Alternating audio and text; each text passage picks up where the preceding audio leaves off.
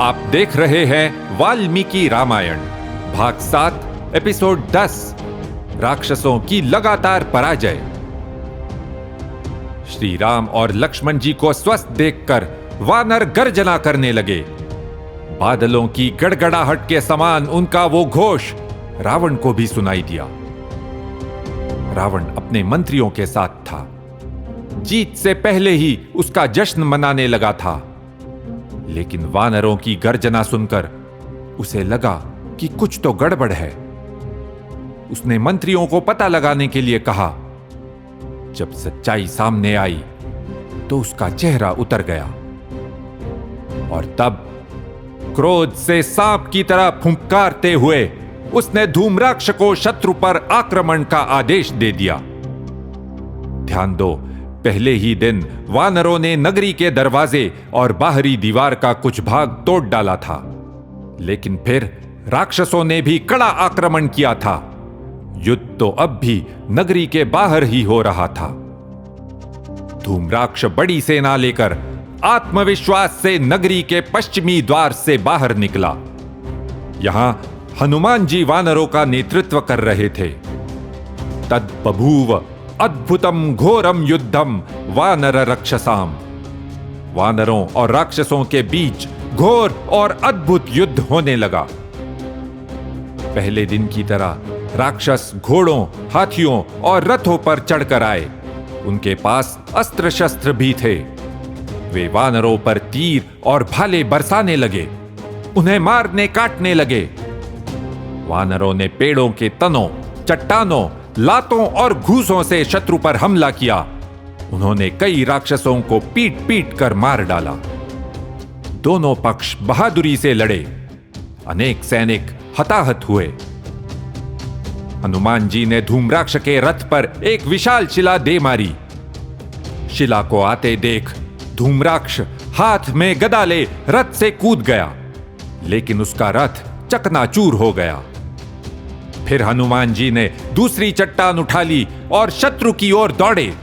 धूम्राक्ष ने कांटों से भरी गदा लेकर उन पर वार किया, लेकिन हनुमान जी विचलित नहीं हुए। उन्होंने वो बड़ी चट्टान धूम्राक्ष के सिर पर दे मारी और उसका वध कर दिया। नायक मारा गया देखकर राक्षस उल्टे पैर वहां से भाग निकले। रावण ये सुनकर बहुत क्रोधित हो गया। उसने वज्रदंष्ट्र के नेतृत्व में एक और दल भेजा। वज्रदंष्ट्र दक्षिणी द्वार से बाहर आया। वहां वानर सेना का नेतृत्व अंगद कर रहा था। एक बार फिर भयंकर लड़ाई हुई। जल्द ही युद्ध भूमि कटे हुए सिर, भुजाओं और छिन्न भिन्न धड़ों से पट गई। भुजपाणि शिरश्छिन्नाः छिन्नकायाश्च भूतले। कौए और गिद्ध शवों पर टूट पड़े। वज्रदंष्ट्र के हाथों अनेक वानर मारे जा रहे थे। ये देख अंगद उसकी ओर बढ़ा। राक्षस ने अंगद पर बाणों की बौछार कर दी। उसका शरीर लहूलुहान हो गया, लेकिन वो आगे बढ़ता रहा। उसने वज्रदंष्ट्र के रथ पर एक बड़ी सी चट्टान दे मारी। रथ टूट गया और राक्षस अंगद के साथ नीचे उतरकर द्वंद्व युद्ध करने लगा। हनुमान जी की तरह अंगद ने भी शत्रु का रथ तोड़कर उसे द्वंद्व युद्ध के लिए मजबूर कर दिया था। आमने सामने लड़ने में वानरों का फायदा था। अंगद और वज्रदंष्ट्र ने एक दूसरे पर मुक्कों और लातों की बौछार कर दी। जल्दी ही दोनों थक गए और खून की उल्टियां करने लगे। रुधिरोद्गारिणौ तौ तु प्रहारैर्जनितश्रमौ। तब अंगद ने एक पेड़ उठा लिया और राक्षस ने अपनी तलवार। लड़ते लड़ते थक कर दोनों ने ही घुटने टेक दिए, लेकिन फिर पलक झपकते ही अंगद पूरी ताकत समेटकर वज्रदंष्ट्र पर झपटा और उसी की तलवार से उसका सिर काट डाला। बचे हुए राक्षस सैनिक घबराहट में लंका भाग गए। अब रावण ने अकंपन को आक्रमण का आदेश दिया। वो पश्चिमी द्वार से बाहर आया। वाल्मीकि जी कहते हैं, सैनिकों के पैरों से इतनी धूल उड़ी कि सारी युद्ध भूमि ढंक गई। कुछ देखना भी कठिन हो गया।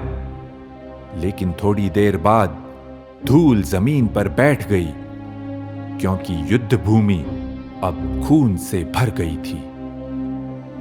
और एक भयानक दृश्य सामने आया। सारी धरती लाशों से भर गई थी। शरीर शव संकीर्णा बभूव च वसुंधरा। कंपन के भयंकर हमलों से वानर सेना में भगदड़ मचने लगी। तब उस राक्षस को रोकने के लिए हनुमान जी सामने आए।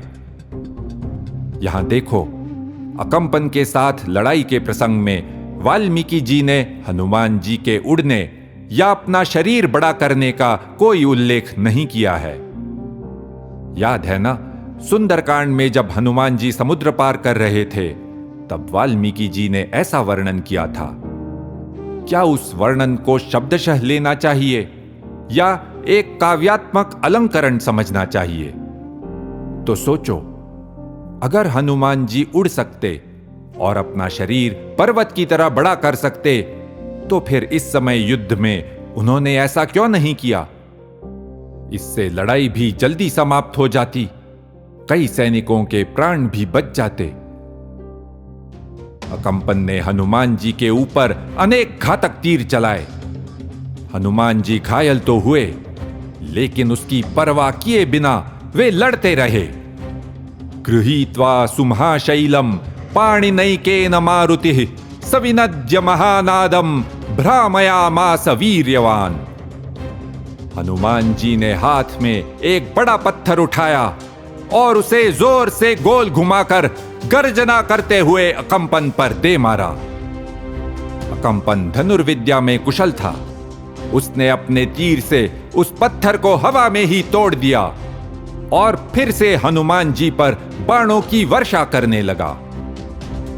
हनुमान जी का शरीर खून से लथपथ हो गया, लेकिन वे अकंपन की ओर बढ़ते रहे। अंत में उसके पास पहुंचकर उन्होंने एक विशाल पेड़ उसके सिर पर दे मारा। एक और राक्षस सेना नायक मारा गया। बचे हुए राक्षस लंका की ओर भाग निकले, डर के मारे पीछे देखते हुए, एक दूसरे को कुचलते हुए। इधर वानर हनुमान जी को बधाई देने लगे। हनुमान जी सच्चे नायक थे। उन्होंने इस जीत में सबका योगदान माना। सर्वान हरीन संप्रत्यपूजयत। और फिर जीत के आनंद में वानरों ने पूरी ताकत लगाकर जोरदार गर्जना की। विनेदुश्च यथा प्राणम हरयो जितकाशिनः।